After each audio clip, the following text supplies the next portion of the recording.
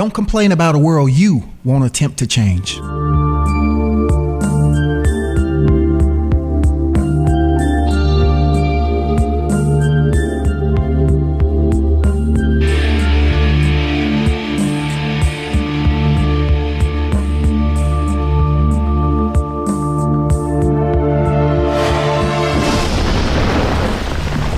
Here we go again, folks. This is Brian Anderson-Payne, and you're listening to the BAP Project right here on Art, Beats, and Lyrics Radio, ablradio.com. You know how I like to start the program off. I like to remind you, don't complain about a world you won't attempt to change. You don't have to go very far to find complainers. They're everywhere. You can go outside. You don't even have to walk far. Just look and you'll find somebody complaining about something. We don't need more complainers, but problem solvers are worth their weight in gold. So be that. Be the person that not just simply complains about a problem, but they find a way to solve the problem. That's you and me. Again, I thank you for investing time here in the project.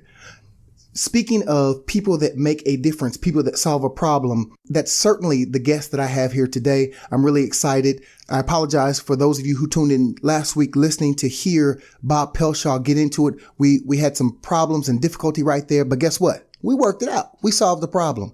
So it's a pre-recorded interview, but I want to get right into it because Bob Pelshaw is this incredible individual who has been extremely successful in business and all of that, even with the hurdle of having to spend time in prison and all of that.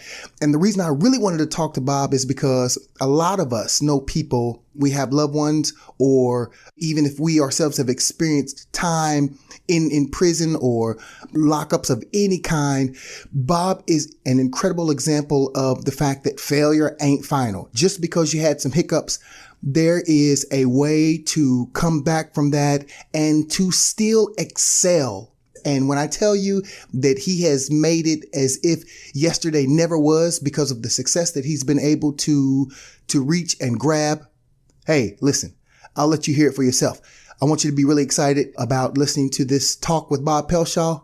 We're going to get right into it right here on the BAP Project. The BAP Project.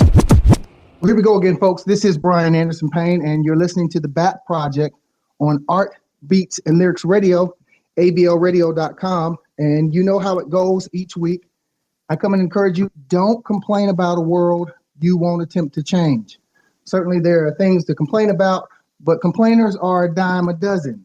But world changers, you know, if you're going to make a difference, now that's worth its weight in gold. And certainly today I'm kind of excited to talk to the gentleman that I'm talking to, because certainly he is a guy who is making a difference with the things that he's putting his hands in. He's kind of a gift to all of us, man. I think when we can take our experiences and use those to benefit others, it just makes the world a lot better place. So my guest today is the one and only Mr. Bob Pelshaw. We'll just pause for all of the excitement and applause going on. But Bob is a author. He's a public speaker. He's an entrepreneur. We'll talk about his illegal to legal and just some of the things that he's got going on. Welcome to the program, Bob. Well, thank you, Brian. It's a great honor and pleasure to spend time with you and your audience. And I'm real happy just to share whatever I can, you know, anything that can do to help. You know, we tried it before and ran it. I'll just blame it on technical difficulties and all that. But I'm glad that I have access to, just reach out to you, man. Like I was saying in the intro, I appreciate the fact that you use your knowledge to help others. So that makes a huge difference, man. Thank you, sir. I greatly appreciate the fact that you've created this opportunity to reach the masses. Good deal, man. Let me get right to it. And I found out, when we were talking the other day, I found out that you've got several books out. I definitely want you to talk about illegal to legal, but tell me, what are the other books that you've written? Well, my first book, Brian, was published back when I had hair on my head. It's the year 2000 was the year the first edition came out. It was called Raising Up the Champion Within You, and it actually sold out the first two editions. And in light of my recent life experiences over the past few years of building a business empire, then losing it and going to prison and then starting over, I've been tweaking Raising Up the Champion Within You to come out with a revised edition, hopefully before the end of this year. But, the message of that book is very simple. Not to get preachy, but the Bible talks about how God has put power inside of us. And the answer to many of life's solutions can be found when you turn to God and use the things that He's already given you in life to make a turnaround. For instance, I wrote the book Illegal to Legal, Business Success for Ex-Criminals, because while I was an employer in running a multi-million-dollar business empire, I never bothered to hire somebody with a criminal history. As a matter of fact, when someone applied for a job that had a criminal history, I'd throw the application away. I'd be nice to them, pat them on the head, be blessed, be filled, be gone, right? Mm-hmm. Well, anyway, I realized that when I went to prison that there were a lot of good people that made mistakes. Right. And, the funny thing about mistakes are we can accept our own mistakes. It's other people's mistakes that we have a hard time forgiving. Right. And some mistakes are public. Yeah, some mistakes will get you in jail. Some mistakes will get you divorced. Been through all that. But I can tell you this. See, the one thing about prison is this. A lot of the people in prison, I realized, had significant skills. Now, they were obtained from the street, but they were the same skills that I noticed in boardrooms, and with bankers and attorneys and other business executives. And I love what T.D. Jakes said about 20 years ago, and raised up a lot of controversy then, and I'm going to repeat it now. But Bishop T.D. Jakes said, the average drug dealer or criminal has the same set of business skills that the average Fortune 500 CEO or any business owner really has. Absolutely. And I realized while spending time with these guys that if you can sell drugs, if you can survive prison, you can do anything. Mm-hmm. And the problem isn't prison, it's when you get out of prison. Because when you get out of prison, you have this scarlet letter of a criminal conviction upon you, and about the most job that you can get is fast food or construction. And I was too old and too fat for both of those. And, so I was thankfully I was able to go back to my old business. Many of my clients had waited for me. They understood and were gracious, and I hit the ground running when I was released from prison. But most folks have to struggle even just to survive. And it's no wonder why nearly 80% of all people that are released from prison return within 5 years of their release. Wow. And here's the sad part, Brian. Of that number, did you know that 90% of the people that return to prison don't have a source of income when they go back? Amazing. It's amazing, but it's sad. And it just makes me realize, that I wrote the book Illegal to Legal because I didn't want to tell someone, you should do this or you should do that. I thought it was more important to inspire them and give them hope and a vision and help them connect their life skills and street skills that they already had and show them how they can plug that into starting their own little business. And I profile a bunch of different types of businesses. I have 164 different businesses that I place in the book, and about 40 of them you can start for under $1,000. So you don't need money to start your own business, but you do need to know how. And that's what I hope to share with the book, is to show people, hey, you may be in prison now and about to get out, because, Brian, 96% of all inmates will be released. Mm-hmm. So, we can't hide from this reality that, a lot of people think that you can put someone that's made a mistake away and they're incarcerated, they're in prison. That's fine. But what are you doing to make that person or help that person be a productive citizen when they get out? Because if you're not doing something, then they're going to find a way to get back in. Not that they want to be in prison, but I've talked to people that in prison that were repeat offenders. They told me they just couldn't make it on the outside.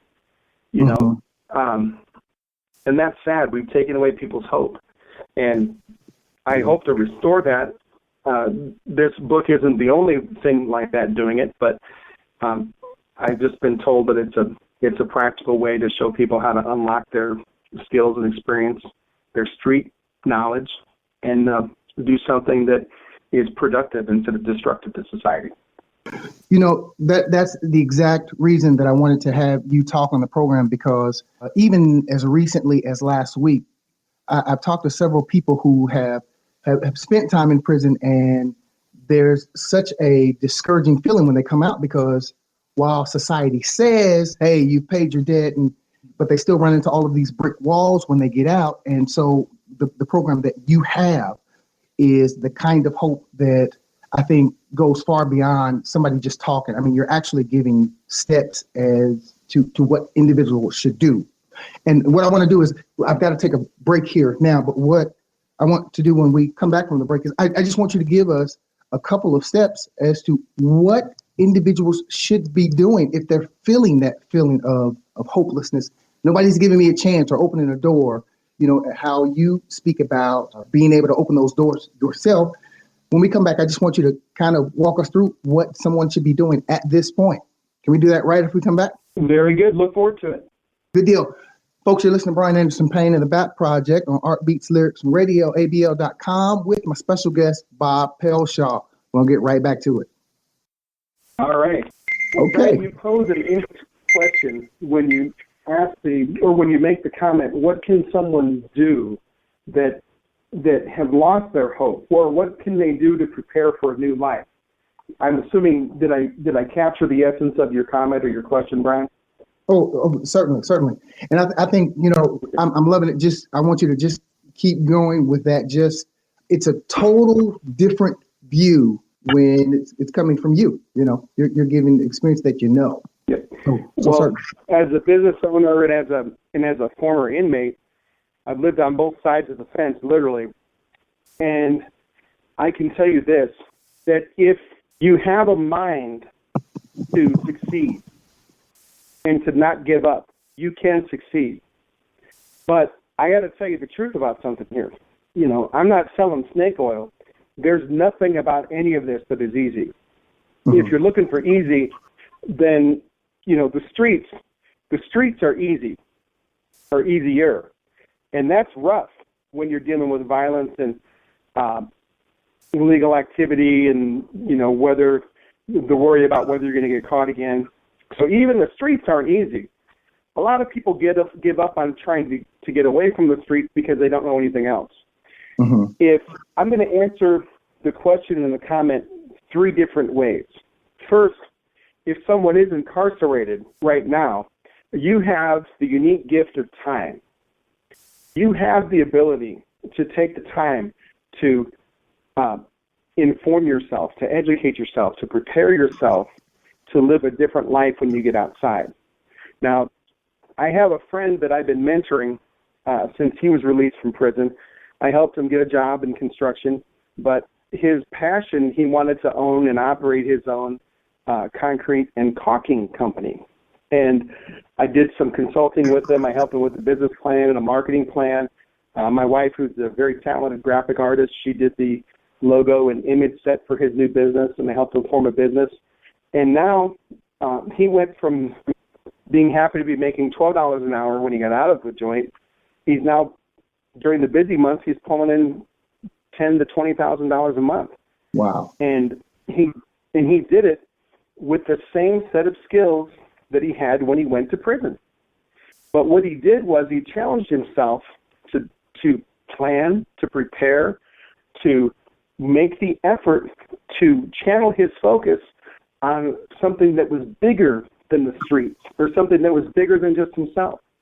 And if you're incarcerated, or if you're formerly incarcerated, and you're wanting to start over in life, I've got no magic potion for you.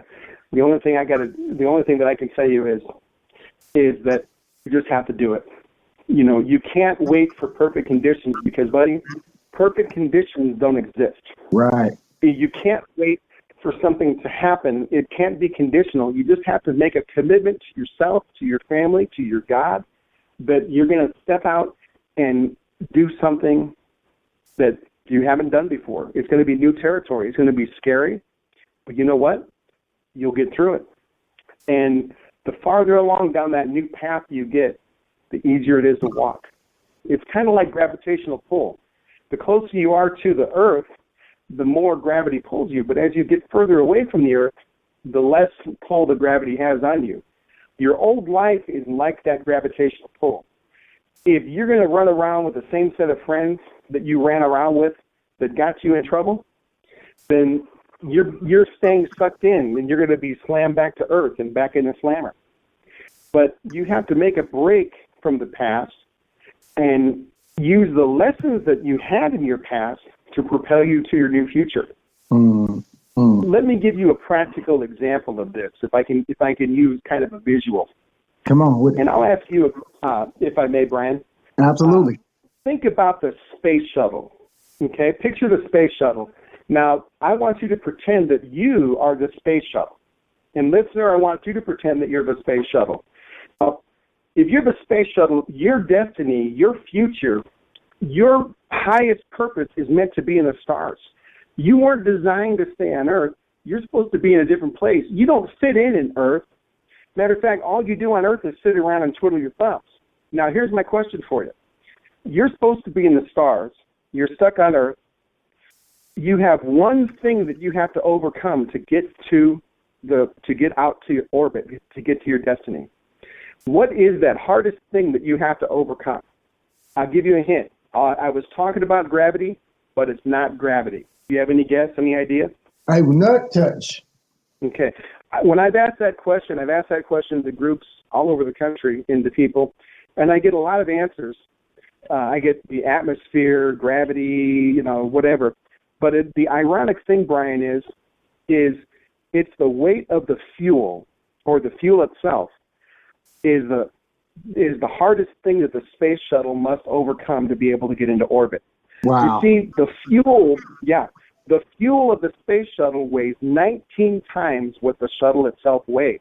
Wow. And the ironic thing about that is, without the fuel, the shuttle couldn't get into space. But it has to overcome the fuel itself to be able to get into space. Now, let me make a connection here. You see, Brian, I learned the hard way that my past, both good and bad, is like the fuel in the space shuttle. Now, I myself, as the space shuttle, I decide, am I just going to mope around on this launch pad in a place where I don't belong, looking up at the stars, wondering how am I ever going to get to my destiny? Am I going to let the fuel hold me back? Or am I going to use that fuel to propel me to my destiny? Now, here's how you use that fuel to propel you to your destiny. Let's say that you were in the streets, or you're still on the streets, and you have an opportunity to do something wrong to get ahead. You got an opportunity to use your hustle for something wrong. Well, instead of using it for something wrong, why don't you choose to use it for something legitimate or for something good? Right. If someone sold drugs, they have customer service ability, they have advertising, they know about how to deal with competition, they know how to deal with collections and accounting, they know how to deal with a lot of different things in life that are real, honest-to-goodness, viable business skills. But instead of hustling or slanging for somebody else, why not get to work for yourself? Absolutely. Now, here's the downside with the fuel on the space shuttle. Unused, it'll keep you stuck on the launch pad. Improperly used, it becomes volatile, dangerous, and explosive. Wow. So you have to choose. In every moment in your life, you're faced with the choice. You could use it, not use it, or use it wrong. Bob, man, I tried my best. With a 30-minute show, I knew what was going to happen. I tried my best to say as little as possible because I wanted to just step back and let you go for it. And I need another 30 minutes. But listen, I need you to tell, well, I know how, but I want you to tell all of us, how do we contact you? Because I know somebody's listening. She needs her cousin to get in touch with you. How do we do that? Oh, thank you for asking, Brian. You can just go to the website, www.illegal2legal.org. That's all spelled out, and that happens to be the title of the book, Illegal to Legal. which is available on Amazon or at the website. I would encourage you that if you know someone that is currently incarcerated, I'm not trying to sell the book here, but I am selling hope. I want to sell the book. I want the book out there. All right. Well, thank you. But I didn't want to sound self-serving with that, but I have letters, I have comments from inmates all over the country that people that have come out and have read the book and are now starting businesses and are getting ahead and starting to succeed. I'm not patting myself on the back for it because they did the heavy lifting, they did the hard work. But what I do show in the book is I not only give people a hope of a new future, I show them how to do it.